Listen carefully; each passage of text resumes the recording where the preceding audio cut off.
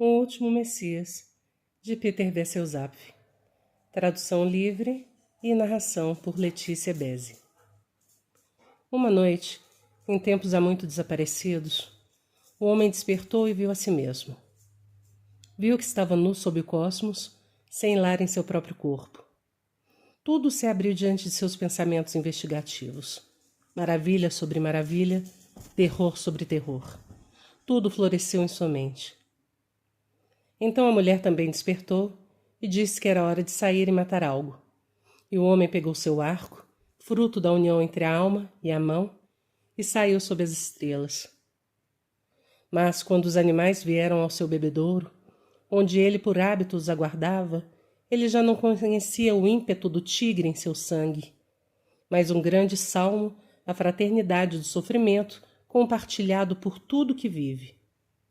Naquele dia, ele voltou para casa com as mãos vazias, e quando o encontraram novamente ao nascer da lua nova, ele estava sentado morto junto ao bebedouro. O que havia acontecido? Uma ruptura na própria unidade da vida, um paradoxo biológico, uma monstruosidade, um absurdo, uma aberração, uma hipertrofia do tipo mais catastrófico. A natureza havia mirado alto demais e se excedido. Uma espécie havia sido armada em excesso. Seu gênio a tornava não apenas onipotente sobre o mundo exterior, mas igualmente perigosa para si mesma. Sua arma era como uma espada sem cabo ou guarda, uma lâmina de 2 gumes que podia cortar qualquer coisa, mas quem a usasse tinha de segurá-la pela lâmina e voltar um de seus gumes contra si mesmo. Apesar de seus novos olhos, a humanidade ainda tinha suas raízes na matéria bruta. Sua alma estava tecida na matéria e sujeita às suas leis cegas. Mas, ao mesmo tempo, o homem podia examinar a matéria como se fosse algo estranho. Ele podia comparar-se com outros fenômenos, descobrir e classificar seus próprios processos vitais. Ele veio à natureza como um hóspede não convidado. Agora, em vão, estende os braços e reza para ser unido àquilo que o criou. A natureza já não responde. Fez um milagre com o homem, mas desde então recusou reconhecê-lo. O homem perdeu sua cidadania no universo. Ele comeu da árvore do conhecimento e foi banido do paraíso. Ele é poderoso em seu mundo, mas amaldiçoa seu poder porque o comprou com a harmonia de sua alma, sua inocência, seu conforto no abraço da vida. Ele está ali com suas visões, traído pelo universo, em perplexidade e angústia. Os animais também conhecem a angústia, sob o estrondo do trovão e a garra do leão. Mas o homem sente angústia pela própria vida, de fato por seu próprio ser. Vida, para os animais, é sentir o jogo das forças, do cio e da brincadeira e da fome, e por fim curvar-se diante da necessidade. O sofrimento em um animal é limitado a si mesmo. Para o homem, ele se acumula e transborda em angústia pelo mundo e pela vida. Desde o momento em que a criança embarca em sua jornada pelo rio da vida, o rugido da cachoeira da morte preenche o vale. Sempre mais próximo e mais próximo. Ele rói a felicidade da criança. O homem olha sobre a terra e ela respira como um grande pulmão. Quando exala, a vida delicada e graciosa se espalha por seus poros, e todas as criaturas estendem seus braços ao sol. Mas quando inspira, um farfalhar de espíritos frágeis se partindo varre as multidões, e seus cadáveres açoitam o chão como chuvas de granizo. E o homem não viu apenas o número de seus próprios dias, mas cemitérios foram expostos à sua visão, e os gritos de cadáveres grotescamente decompostos, a angústia de milênios afundados, batiam contra ele. Os sonhos da maternidade novamente retornados à terra. O véu do futuro foi rasgado e mostrou-lhe um pesadelo de repetições intermináveis, um desperdício sem sentido de matéria orgânica. O sofrimento dos bilhões da humanidade passa para dentro dele pelo portão da sua empatia. Cada evento zomba de sua exigência por justiça, o princípio que ele mais valoriza. Ele vê sua origem no ventre de sua mãe. Ele estende sua mão e vê que ela tem 5 ramificações. De onde vem esse amaldiçoado 5 e o que isso tem a ver com sua alma? Ele já não é simplesmente uno consigo mesmo. Em terror, ele toca seu corpo. Isto és tu e te estendes até aqui e não além. Ele carrega uma refeição dentro de si. Ontem era um animal correndo livre por sua própria vontade. Agora ele o absorve, tornando-o parte de si. Onde ele começa e onde termina? As coisas se misturam umas às outras em sequências de causa e efeito. E tudo que ele tenta aprender e manter se dissolve diante de seus pensamentos inquisitivos. Logo ele vê mecânica por trás de tudo, mesmo por trás daquilo que antes estimava, o sorriso de sua amada.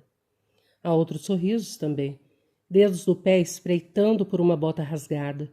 Por fim, a natureza das coisas é apenas sua própria natureza. Nada existe além dele mesmo. Todo caminho retorna a si mesmo. O mundo não passa de um eco fantasmagórico de sua própria voz. Ele salta com um grito e quer vomitar a si mesmo sobre a terra, junto com sua refeição impura. Sente a loucura se aproximar e tenta matar-se antes de perder até mesmo o poder de fazê-lo. Mas enquanto ele está a um instante da morte, ele vê também a essência da morte e o significado cósmico do passo que estava prestes a dar. Sua imaginação criadora molda novas e aterradoras possibilidades por trás da porta da morte. E ele compreende que não há fuga nem mesmo na morte. Agora, por fim, ele pode começar a traçar os contornos de sua situação cósmica. Ele é o prisioneiro indefeso do universo. É mantido para que possa ser condenado a possibilidades inomináveis. A partir desse momento, ele se encontra em um estado de pânico crônico. Tal pânico cósmico é básico para toda a mente humana. A espécie, sob essa luz, parece predestinada à destruição, já que qualquer esforço para preservar e continuar a vida é prejudicado quando a atenção e a energia indivisas são necessárias para conter a pressão catastrófica do próprio ser interior. Que uma espécie assim se torne inapta para a vida por razão de um superdesenvolvimento de uma única faculdade é uma tragédia que não ocorreu apenas com um homem. Alguns afirmam, por exemplo, que certa espécie de cervo, uma vez, caminhou sobre a terra, mas foi levada à extinção por um conjunto de chifres que haviam se tornado grandes demais. Mutações, afinal, são cegas, lançadas na vida sem consideração por sua viabilidade no ambiente. Quando alguém está deprimido e ansioso, a mente humana é como tais chifres, que em toda sua magnífica glória esmagam lentamente seu portador contra o chão. Por que então a raça humana não foi eliminada há muito tempo em grandes e furiosas epidemias de loucura? Por que há tão poucos indivíduos que sucumbem à pressão da vida porque sua acuidade lhes revela mais do que podem suportar? Uma consideração da história mental e do estado presente de nossa espécie sugere a seguinte resposta. A maioria das pessoas consegue salvar-se por meio de uma redução artificial de sua consciência. Se o grande alce de chifres imensos tivesse de tempos em tempos conseguido quebrar as pontas externas de sua magnífica armação, poderia ter caminhado sobre a terra por mais algum tempo. Em contínua e febril agonia, é verdade, mas também em traição de sua essência, sua característica central. O que teria ganhado em existência continuada teria perdido em significado, em orgulho existencial. Teria sido uma vida sem esperança, uma marcha não em direção à confirmação de sua essência, mas além das ruínas dessa confirmação. Uma corrida autodestrutiva contra a vontade sagrada de seu sangue. O objetivo da vida e a própria aniquilação da vida são comuns tanto ao alce gigante quanto à raça humana. Esse é o seu paradoxo trágico. Fiel à sua essência, o último servos gigânticos levou o estandarte de sua espécie até o amargo fim. O homem salva a si mesmo e continua. Ironicamente, a sobrevivência do homem é tornada possível por uma supressão mais ou menos consciente de seu perigoso excesso de consciência. Essa supressão é, para todos os efeitos, contínua, prossegue enquanto estamos despertos e ativos, e se torna uma condição para a adaptação social e para aquilo que popularmente se chama comportamento saudável e normal. A psiquiatria atual opera sob a suposição de que essa saúde e adaptação são o mais alto objetivo a que se pode aspirar. Depressão, angústia, recusa em comer e assim por diante são tomadas sem exceção como marcas de uma condição patológica e tratadas de acordo. Em muitos casos, entretanto, esses fenômenos são indicações de uma experiência mais profunda e imediata do que a vida realmente é, frutos amargos do gênio da mente ou da emoção, que está na raiz de toda tendência antibiológica. Não é a alma que está doente, mas seu mecanismo de defesa que falha ou é rejeitado porque é considerado corretamente uma traição ao dom mais potente do homem. Toda a vida diante de nossos olhos é, de suas profundezas mais internas até sua borda mais externa, tecida por uma rede entrecruzada de mecanismos de supressão. E podemos rastrear seus fios nos aspectos mais triviais da vida cotidiana. Esses mecanismos são de uma variedade quase infinitamente colorida, mas parece justificável indicar ao menos 4 tipos principais, que naturalmente ocorrem em todas as combinações possíveis: isolamento, apego, distração e sublimação. Por isolamento, entendo uma rejeição completamente arbitrária de pensamentos ou sentimentos perturbadores e destrutivos. Totalmente desenvolvido, em forma quase brutal, o isolamento pode ser observado em médicos que, visando sua própria autoproteção, veem apenas o lado técnico de sua profissão. Também pode degenerar em pura vulgaridade, em delinquentes comuns ou estudantes de medicina que tentam exorcizar qualquer sensibilidade aos aspectos trágicos da vida com violência. Por exemplo, jogando futebol com cabeças de cadáveres. Em nossa vida social cotidiana, o isolamento manifesta-se por meio de acordos universais, não escritos, de ocultar nossa condição existencial uns dos outros. Esse ocultamento começa com as crianças.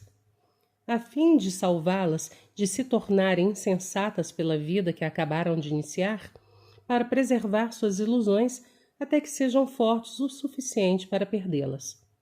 Em troca, as crianças são proibidas de constranger seus pais com alusões inoportunas a sexo, fezes e morte. Entre adultos, há regras de comportamento adequado, e as vemos claramente quando um homem que chora nas ruas é levado pela polícia. O mecanismo de apego também está em funcionamento desde a infância, quando pais, lar e vizinhança são tomados como dados pela criança e lhe dão uma sensação de segurança. Esse anel envolvente de experiências seguras constitui a primeira e talvez mais bem-sucedida proteção contra o cosmos, que conheceremos ao longo de nossas vidas. E nessas experiências encontra-se uma explicação do fenômeno amplamente discutido da ligação infantil. Se esses vínculos também são sexuais, é irrelevante sob essa perspectiva. Quando a criança descobre mais tarde na vida que até esses apegos seguros são tão acidentais e passageiros quanto quaisquer outros, ela experimenta uma crise de perplexidade e ansiedade e rapidamente busca novos apegos. Por exemplo, no próximo outono vou para a faculdade. Se por alguma razão o novo apego não se estabelece, a crise pode tornar-se ameaçadora à vida ou desenvolver-se no que chamo de paralisia de apego. A pessoa se agarra a valores mortos e tenta esconder de si mesma e dos outros sua inadequação e sua própria falência mental. O resultado é insegurança permanente, sentimentos de inferioridade, supercompensação, nervosismo. Na medida em que a condição pode ser analisada, ela se torna objeto de tratamento psicanalítico, por meio do qual se tenta realizar uma transferência bem-sucedida para novos apegos. O apego pode ser visto como uma tentativa de estabelecer pontos fixos ou um muro ao redor do caos mutável da consciência. Geralmente, esse é um processo inconsciente, mas às vezes é bastante consciente, como, por exemplo, na tentativa de estabelecer algum tipo de objetivo para si mesmo, alguma razão para viver. Apegos geralmente úteis são vistos com simpatia, e aqueles que dão tudo de si por seus apegos, sua empresa ou um projeto, são apresentados como modelos para o restante de nós. Esses heróis conseguiram erguer um forte baluarte contra a dissolução da vida, e supõe-se que outros devam lucrar com seu exemplo. Até mesmo os bons vivants, dizemos, se acomodam, casam-se e têm filhos. Os muros necessários são construídos automaticamente. Construímos uma certa necessidade em nossas vidas. Acolhemos aquilo que antes poderia ter parecido um mal apenas como um bálsamo para nossos nervos desgastados. Um recipiente de altas paredes para um sentimento de vida que havia se tornado lentamente saturado de insegurança. Toda unidade social é um grande sistema de apegos, construído sobre as vigas sólidas de modos culturais básicos de pensamento. O homem comum se arranja com essas vigas culturais compartilhadas. Sua personalidade quase se constrói sozinha. Nossa personalidade parou de se desenvolver e repousa sobre fundamentos culturais herdados. Deus, a igreja, o Estado, a moral, o destino, as leis da vida, o futuro.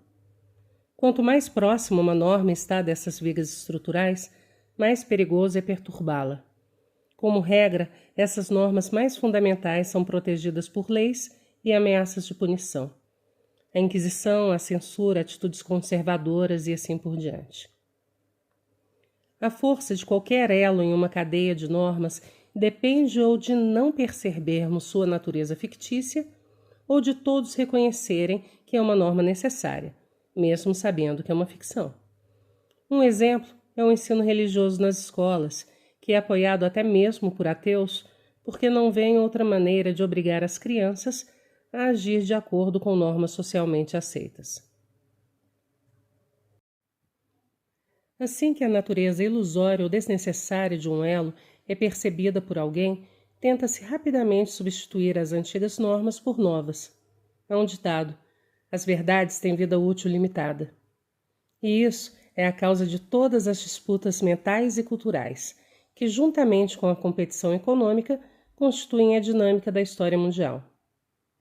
O desejo por bens materiais ou poder não é motivado tanto pela utilidade direta da riqueza, já que ninguém pode sentar-se em mais de uma cadeira ao mesmo tempo ou comer mais do que a sua capacidade. O verdadeiro valor da grande riqueza é que os ricos têm à sua disposição uma variedade muito maior de possíveis apegos ou distrações. Tanto para apegos individuais quanto coletivos, uma ruptura na cadeia de normas precipita uma crise que é tanto mais séria quanto mais próxima a ruptura estiver das normas sociais fundamentais.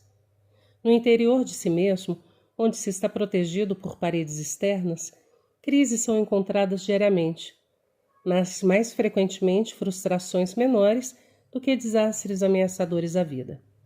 Aqui ainda se pode brincar com apegos, desafiando-os com leves blasfêmias, bebida social, comportamento vulgar e assim por diante. Mas brincar com esses jogos pode inadvertidamente cavar fundo demais em um ponto fraco das paredes protetoras e abrir um buraco para o vazio escancarado. A situação pode mudar em um piscar de olhos, de uma travessura leve para uma dança da morte. O terror da existência nos encara diretamente e percebemos, com um suspiro atônito, que nossas mentes estão suspensas por uma teia de sua própria fabricação e que o abismo do inferno se abre abaixo. As vigas mais básicas que sustentam nossa cultura raramente podem ser alteradas sem causar algum espasmo social importante e uma ameaça de dissolução social total, como durante uma reforma ou uma revolução. Nesses momentos, o indivíduo é lançado de volta a seus próprios recursos, deve desenvolver seus próprios apegos e poucos conseguem fazê-lo. Depressão, vida desregrada e suicídio são o resultado, como ocorreu com oficiais alemães após a Primeira Guerra Mundial. Outra fraqueza do sistema é que é preciso usar defesas muito diferentes para confundir a variedade de perigos em todas as frentes. Cada uma dessas defesas vem com sua própria superestrutura lógica e o resultado infeliz é que, inevitavelmente, surgem conflitos entre conjuntos de valores incomensuráveis. As superestruturas colidem e o desespero se infiltra pelas fendas resultantes. Então pode-se ser possuído por uma destrutividade desenfreada, um desejo de desmembrar todo o sistema de sustentação da vida e, em terror jubiloso, tentar varrer toda a confusão. O terror deve-se à perda de todas as normas reconfortantes. O júbilo vem da identificação resultante e da harmonia com o reconhecimento mais profundo de nosso ser, sua transitoriedade biológica, sua tendência à morte. Amamos nossos apegos porque eles nos salvam, mas também os odiamos, porque limitam nosso senso de liberdade. Assim, quando nos sentimos suficientemente fortes, é um prazer nos reunirmos e enterrar algum valor anacrônico, ao som fúnebre de sinos de igreja. Objetos materiais são úteis como símbolos aqui, e essas cerimônias, às vezes, são chamadas de expressões de radicalismo. Quando alguém destrói todos os apegos que pôde encontrar, chama a si mesmo de um homem liberto. A distração é um terceiro mecanismo de defesa popular. Com a distração, mantemos nosso campo de visão dentro de limites aceitáveis, ocupando-o com um fluxo incessante de novas impressões. Este é um expediente típico da infância. Sem distrações, uma criança não suporta a si mesma, como mostra a reclamação comum. Mãe, não há nada para fazer. Uma pequena menina inglesa que conheci enquanto visitava parentes na Noruega costumava sair constantemente de seu quarto e perguntar: o que está acontecendo? Babás tornam-se virtuosos da distração. Olhe, criança, veja, estão pintando o castelo. O fenômeno é conhecido demais para exigir mais ilustrações. A distração é todo o estilo de vida da alta sociedade. Pode ser comparada a um avião construído da terra, mas capaz, com energia própria, de se manter no ar enquanto essa energia é mantida. Deve sempre continuar avançando, porque o ar só pode sustentá-lo por um instante. O piloto pode tornar-se preguiçoso e seguro por hábito, mas, uma vez que o motor falha, a crise torna-se aguda. As táticas de distração são frequentemente bastante conscientes. Precisamos desviar constantemente nossa atenção de nós mesmos, porque o desespero pode estar logo abaixo da superfície. Em uma respiração presa, um soluço repentino. Quando todas as distrações possíveis são esgotadas, terminamos em uma espécie de tédio ou irritação. Isso varia de um leve mau humor a uma depressão letal. De fato, um aspecto central da punição por encarceramento é que a maioria das oportunidades de distração é negada ao prisioneiro. E, havendo poucos outros meios de proteção contra a angústia, os prisioneiros estão, em grande parte, constantemente à beira do desespero absoluto. Quaisquer medidas que possam encontrar para afastar este desespero são justificadas como uma tentativa de preservar a própria vida, pois, no momento em que experimenta sua alma sozinha no universo, não há nada mais a ver senão a impossibilidade categórica da existência. O desespero puro e não adulterado, pânico da vida, provavelmente nunca chegará à plenitude, pois os mecanismos de defesa são complexos, automáticos e, em certa medida, constantemente operantes. Mas a terra de ninguém na proximidade do desespero também pode ser uma espécie de zona de morte, e nela a vida só pode continuar sob grande esforço. A morte sempre oferece uma saída, apesar dos fantasmas que supostamente espreitam por trás dela, e como a forma como se sente sobre a morte muda com as circunstâncias, ela pode até parecer uma fuga bem-vinda da nossa vida nessa zona da morte. Algumas pessoas conseguem, de fato, construir uma morte apropriada, elegias ressonantes, uma última resistência gloriosa a tudo isso, como uma distração final, de modo que realmente pode haver destinos piores que a morte. Jornais, com seus obituários suaves, são nesse caso um mecanismo de supressão social, por uma vez, já que sempre conseguem encontrar uma explicação tranquilizadora para uma morte que na verdade foi causada pelo desespero. Por exemplo, acredita-se que o falecido tenha tirado a própria vida devido à queda repentina no preço do trigo no mercado de commodities. Quando um homem se mata em desespero, trata-se de uma morte inteiramente natural, resultante de causas mentais. A barbárie moderna de tentar salvar as aparências para o falecido é, portanto, um horrível mal-entendido da natureza da existência. Poucas pessoas conseguem sobreviver a mudanças arbitrárias e sem sentido em sua situação, seja uma mudança de emprego, na vida social ou na forma como relaxam. A maioria das pessoas mentalmente desenvolvidas exige que essas mudanças tenham algum tipo de continuidade, direção ou progressão. Para elas, nenhuma situação pode ser ultimamente satisfatória. Devem sempre dar um passo adiante, reunir novas informações, perseguir uma carreira e assim por diante. Essas pessoas sofrem de um anseio irremovível de ultrapassar limites, de exigir cada vez mais da vida, uma ambição inquieta que nunca se satisfaz. Quando um objetivo anterior é alcançado, torna-se apenas um passo para algum objetivo mais elevado. O objetivo em si, de fato, é irrelevante. É o próprio anseio que importa. A altura absoluta do objetivo é menos importante do que o quanto ele é mais alto do que onde se está momentaneamente. É o grau marginal do anseio que conta. A promoção de soldado raso a cabo é frequentemente mais importante do que a de tenente a general. Assim, essa lei das demandas marginalmente crescentes destrói qualquer esperança de que o progresso seja satisfatório. Não há fim para o progresso. Um anseio humano, então, significa não apenas desejar algo, mas também desejar ser salvo de algo, onde quer que se esteja no momento. E se usamos salvar ou salvação em seu sentido religioso, torna-se claro que é isso precisamente o que caracteriza a experiência religiosa. Ninguém jamais conseguiu explicar o que exatamente se busca na religião, mas é bastante claro do que o que se tenta escapar. Este vale de lágrimas terreno, essa situação existencial insustentável.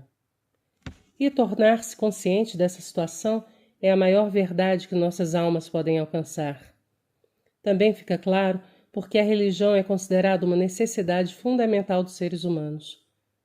À luz do exposto, entretanto, a esperança de que possa haver alguma confirmação definitiva da existência de Deus parece completamente vã.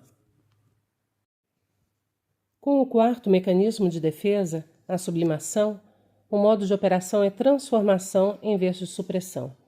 Com talento criativo ou estilo inabalável, pode-se ser capaz de transformar as próprias agonias da vida em experiências agradáveis. Assume-se os males da vida com uma atitude positiva, que então pode transformá-los em experiências úteis. Apreende-se, por exemplo, seus aspectos dramáticos, heróicos, líricos ou mesmo cômicos, e assim dissolve-se o terror neles. A sublimação, contudo, só funciona enquanto esses males já tenham perdido seu ferrão mais amargo, ou se consegue sublimá-los antes que o desespero crave firmemente seus dedos na mente.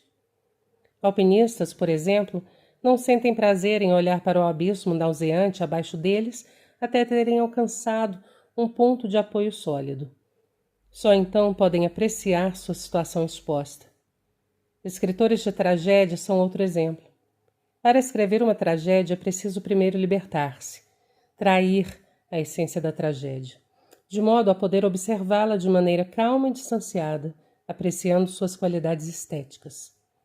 Ao escrever tragédia, tem-se o luxo de poder dançar de uma situação a outra e outra ainda, cada vez pior.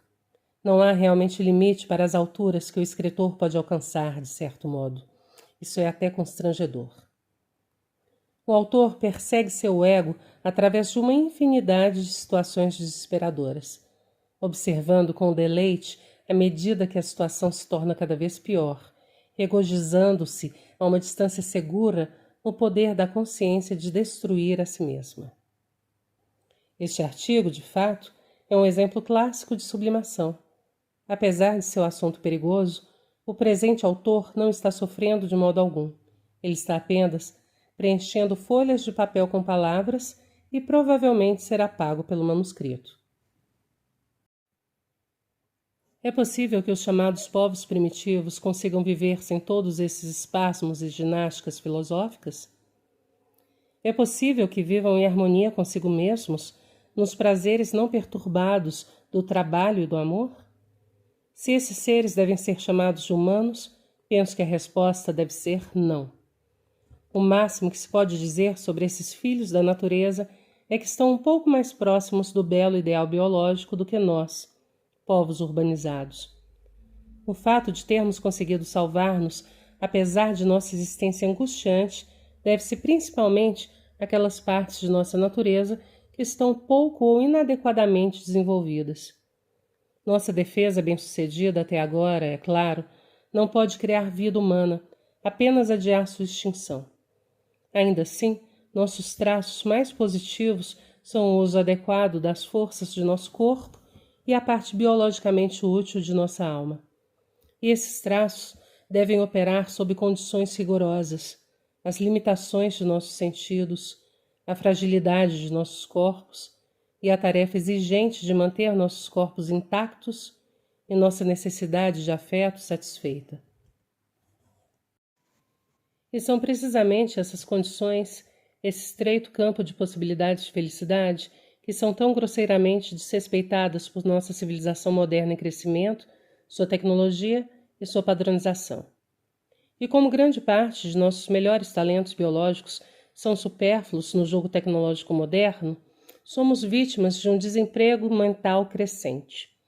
O valor dos avanços tecnológicos para a vida humana deve, portanto, ser avaliado de acordo com sua capacidade de nos proporcionar atividade espiritual crescente, sem, ao mesmo tempo, destruir a natureza que nos dá a oportunidade de praticar essas atividades.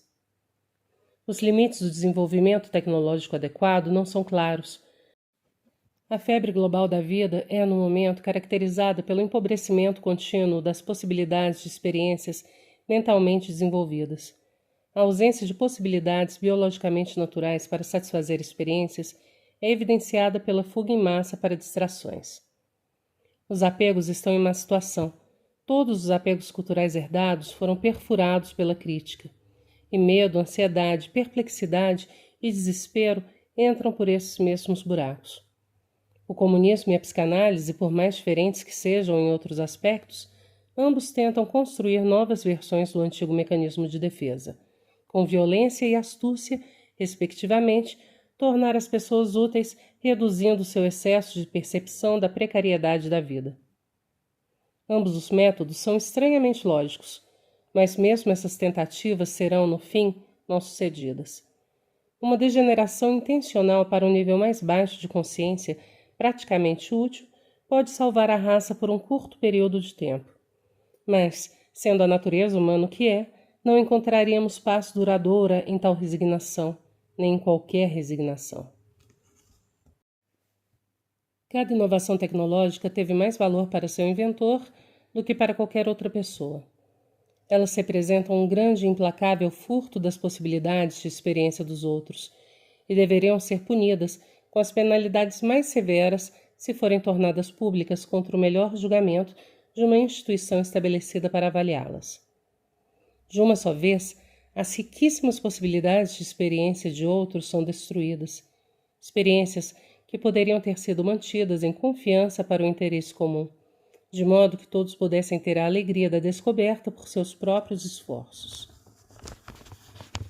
Se seguirmos essa linha de pensamento até sua conclusão amarga, a conclusão é inevitável.